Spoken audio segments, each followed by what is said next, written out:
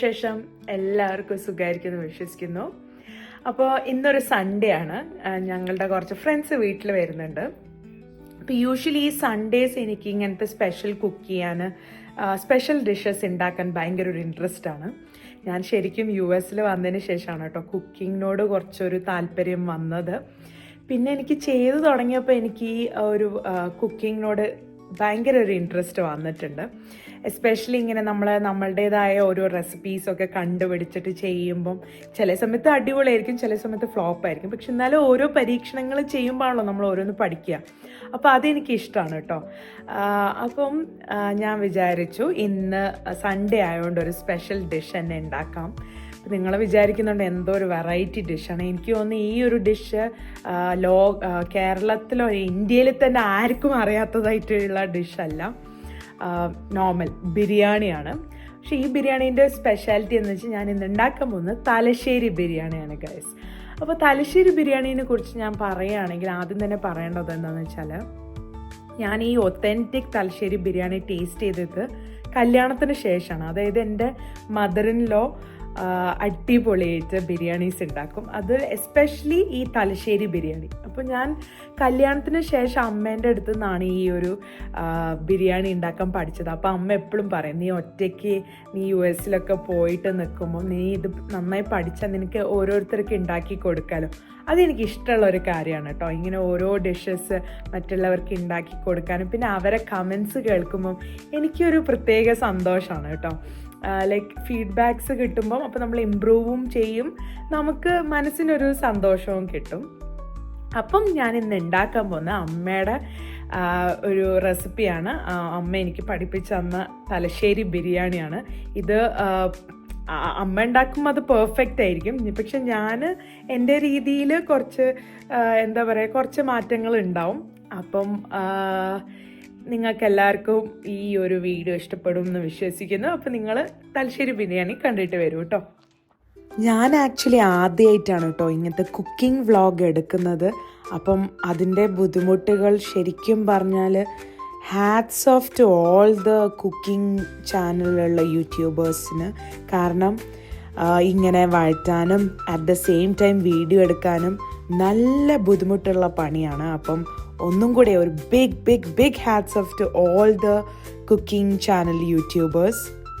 അപ്പം എല്ലാവർക്കും അറിയുന്ന പോലെ തന്നെ ആദ്യം തന്നെ ഗീ ഇട്ടിട്ട് എല്ലാ സ്പൈസസും ഇടാം. എന്നിട്ട് തിന്നായിട്ട് സ്ലൈസ് ചെയ്ത് വെച്ച 2 വലിയ ഉള്ളിയാണ് ഞാനിവിടെ ചേർത്തത്. അറ്റ് ദ സെയിം ടൈം ഞാൻ സൈഡിൽ ഉള്ളി വറക്കുന്നുണ്ടായിരുന്നു, നമുക്ക് ഗ്രേവിക്ക് ആവശ്യമുണ്ടായത്. അപ്പോൾ ഒന്ന് വഴണ്ട് വരുമ്പോഴത്തേക്കും ഞാൻ ആഡ് ചെയ്തത് ഇഞ്ചി, വെളുത്തുള്ളി, പച്ചമുളക് ഒന്ന് ക്രഷ് ചെയ്തത്. അതൊന്ന് വഴണ്ട് വരുമ്പോഴത്തേക്കും ഞാൻ തക്കാളി സ്ലൈസ് ചെയ്തതും ആഡ് ചെയ്തിട്ടുണ്ട്.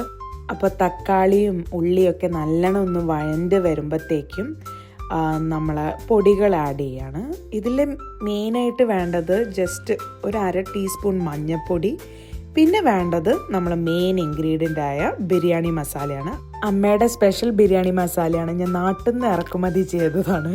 അതുകൊണ്ട് അത് ആഡ് ചെയ്താൽ അമ്മേൻ്റെ തലശ്ശേരി ബിരിയാണി ടേസ്റ്റ് തന്നെ എനിക്കിവിടെ കൊണ്ടുവരാൻ പറ്റാറുണ്ട്. അപ്പോൾ ഞാൻ എപ്പോഴും നാട്ടിൽ നിന്ന് കൊണ്ടുവരും. അതിനുശേഷം കുറച്ച് തൈരും ലൈമും ആഡ് ചെയ്യണം.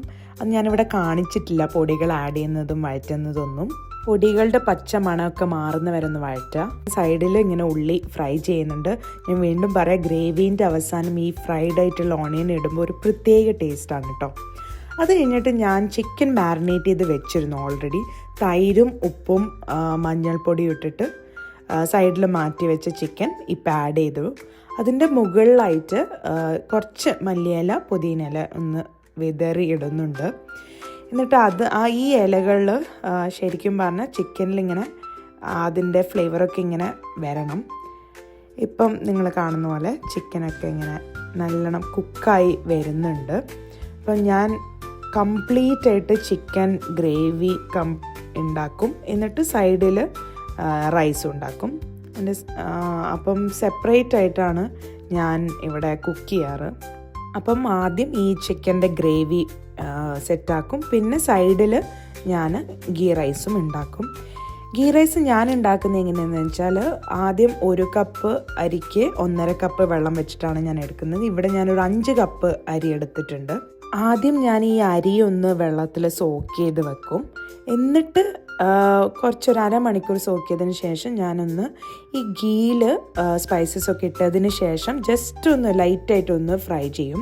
അങ്ങനെ ചെയ്താൽ അരി നല്ലോണം വിട്ട് വരും എന്ന് ഞാൻ ഏതോ ഒരു യൂട്യൂബ് വീഡിയോയിൽ കണ്ടിട്ടുണ്ട്. അപ്പോൾ അതുപോലെ തന്നെയാണ് ഞാൻ എപ്പോഴും നെയ്ച്ചോറ് ഉണ്ടാക്കാറ്. അപ്പോൾ കംപ്ലീറ്റ്ലി കുക്കായ ഈ റൈസ് സെപ്പറേറ്റ് ചെയ്തിട്ട് ഇങ്ങനെ വെക്കുക. ഇപ്പം കാണുന്നതാണ് ദമ്മിങ് പ്രോസസ്സ്. ഞാൻ ഈ വീഡിയോയിലെല്ലാം വളരെ പെട്ടെന്നാണ് കാണിക്കുന്നത്, കാരണം ഇതെനിക്ക് തോന്നുന്നു എല്ലാവർക്കും തന്നെ അറിയുന്ന കാര്യങ്ങൾ തന്നെ ആയിരിക്കുമല്ലോ. അപ്പോൾ ഞാൻ ആദ്യം ഒരു ലെയർ റൈസ് ഇട്ടു. അതിൻ്റെ മുകളിലായിട്ട് നമ്മൾ ഉണ്ടാക്കി വെച്ച ചിക്കൻ ഗ്രേവി ഇട്ടു. ഞാൻ പറയാൻ വിട്ടൊരു കാര്യം, നമ്മൾ ഫ്രൈഡായിട്ട് വെച്ച ഉള്ളി ലാസ്റ്റ് ഈ ഗ്രേവിയിൽ ഇടണം കേട്ടോ. അതിനൊരു പ്രത്യേക ടേസ്റ്റാണ്. അത് നിങ്ങൾ മറക്കരുത് ആ ഒരു സ്റ്റെപ്പ്. അപ്പം ഞാൻ ആദ്യം റൈസ് ഇട്ടു, പിന്നെ സെക്കൻഡ് ലെയർ ചിക്കൻ ഗ്രേവി ഇതുപോലെ കംപ്ലീറ്റ് ആയിട്ട് ഇടുന്നുണ്ട്. പിന്നെ ഞാൻ സൈഡിൽ ഓൾറെഡി വറുത്ത് വെച്ച കാഷ്യൂ, കിസ്മിസ്, ഉള്ളിയൊക്കെ ഉണ്ട്. അതിങ്ങനെ ലെയർ ആയിട്ട് ഇടുന്നുണ്ട്. അപ്പം അതിൻ്റെ മുകളിലായിട്ട് അടുത്ത ലെയർ റൈസും ഇടാം. അപ്പോൾ ഇതൊക്കെ എല്ലാവർക്കും അറിയുന്ന പോലെ മല്ലിയില, പുതിനയില അതൊക്കെ ലാസ്റ്റ് ഇങ്ങനെ ഇടുമ്പം, ഗാർണിഷ് ചെയ്യാൻ ഇടുമ്പം നല്ലൊരു ഫ്ലേവർ തന്നെയാണ് നമുക്ക് ബിരിയാണിയിൽ കിട്ടുക. പിന്നെ അവസാനം ഞാൻ ഈ ബിരിയാണി മസാല കുറച്ച് ഇടുന്നുണ്ട്. പിന്നെ ഞാൻ പറയാൻ വിട്ടൊരു കാര്യം, ഞാൻ സാഫ്രൺ കുറച്ച് വെള്ളത്തിൽ കലക്കിയിട്ട് വെച്ചിട്ടുണ്ട്. ചിലവർ മിൽക്ക് ആൻഡ് ടെർമറിക്, അതായത് മഞ്ഞൾപ്പൊടിയും പാലും ആയിട്ട് ചേർക്കുന്നവരുണ്ട്, കളേഴ്സ് ആഡ് ചെയ്യുന്നവരുണ്ട്. പക്ഷെ ഞാൻ എപ്പോഴും സാഫ്രൺ ആണ് പൊതുവെ പ്രിഫർ ചെയ്യാറ്. എന്തോ എനിക്ക് ആ ഫ്ലേവർ ഇഷ്ടമാണ്. പക്ഷെ അധികം ഇടില്ല, അധികം ഇട്ട് അതൊരു ഓവർ പവർ ആവും, പിന്നെ വേറൊരു ഡിഷായി മാറും. അപ്പോൾ ഇതൊക്കെ കഴിഞ്ഞ് നമ്മൾ ദം ചെയ്യുന്ന പ്രോസസ്സാണ്. ഞാൻ അടിയിൽ ഒരു പാന് വെക്കും, ജസ്റ്റ് ഒരു സേഫ്റ്റിക്ക് വേണ്ടി, ഒരു കാസ്റ്റ് അയൺ പാൻ. അതിൻ്റെ മുകളിലായിട്ടാണ് സ്റ്റീൽ കണ്ടെയ്നർ വെച്ചത്. എന്നിട്ട് അത് കംപ്ലീറ്റ് ആയിട്ട് ഫോയിൽ പേപ്പർ അടച്ച് വെച്ച് നല്ല അടിപൊളിയായിട്ട് സീൽ ചെയ്യും, ഒരു തരത്തിലുള്ള എയർ കിടക്കാത്ത രീതിയിൽ. പിന്നെ ഒരു 10 to 12 minutes ഒന്ന് ദം ചെയ്യും. അപ്പോൾ നമ്മളെ ബിരിയാണി സെറ്റായി ഗൈസ്. ഇതാണ് നമ്മുടെ തലശ്ശേരി ബിരിയാണി. അതിൻ്റെ കൂടെ ഞാനൊരു പുതിന ചട്നിയും ഡേറ്റ്സ് പിക്കിളും ഉണ്ടാക്കിയിട്ടുണ്ട്. അപ്പം നമ്മളെല്ലാവരും കൂടെ ഒരുമിച്ചിട്ട് ഫുഡൊക്കെ കഴിച്ച് ഒരു മൂവിയൊക്കെ കണ്ട് ചില്ല് ചെയ്തിരുന്നു. എല്ലാവർക്കും നല്ലോണം ഇഷ്ടമായി. ഞാൻ ഫുഡ് കഴിക്കുന്നത് ഇതിൽ എടുത്തിട്ടില്ല, കാരണം ഞങ്ങൾ ആസ്വദിച്ച് കഴിക്കുകയായിരുന്നു എല്ലാവരും. അപ്പോൾ ഇത്രയേ ഉള്ളൂ ഗൈസ് ഞങ്ങളുടെ സൺഡേ വിശേഷങ്ങൾ. എല്ലാവർക്കും ഈ വ്ളോഗ് ഇഷ്ടപ്പെട്ടിട്ടുണ്ടെങ്കിൽ തീർച്ചയായും ലൈക്ക് ചെയ്യണം, ഷെയർ ചെയ്യണം, സബ്സ്ക്രൈബ് ചെയ്യണം. പിന്നെ നിങ്ങൾ ബെൽ ബട്ടൺ മറക്കാണ്ട് ക്ലിക്ക് ചെയ്യണം. അങ്ങനെ ചെയ്താൽ നിങ്ങൾക്ക് അടുത്ത വീഡിയോസ് കാണാം.